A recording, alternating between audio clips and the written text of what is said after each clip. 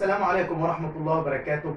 أعزائي المتابعين، كنا دايما بنوعدكم إن إحنا بنجيب فيديو ما بنقولش فيه معلومة قانونية ولا بنقول فيه حاجة تخص القانون، ولكن بنقول على حاجة لفتت نظرنا بواقع العمل، وممكن يكون مظلوم فيها طرف وفيه طرف متوهم إن هو ظالم في حين انه يكون هو مظلوم او العكس.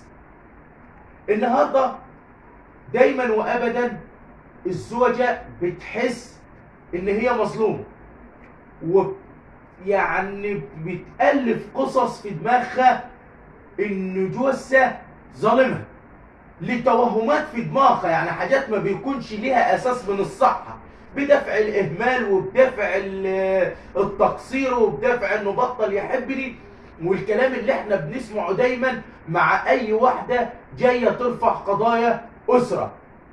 طب انا لفت نظري نقطه غريبه، طريقه العمل. الزوج بيشتغل عشان يغني زوجته وعياله، الزوجه بتشتغل عشان تحس ان هي خلاص مش محتاجه له في حاجه، الزوج بيشتغل عشان يوفر لها اساسيات الحياه، وهي بتشتغل عشان تعمل لنفسها فلوس وتبقى هي متسلطه عليه، وهي احسن كلمه تقولها له ان انا مش محتاجه لك في حاجه.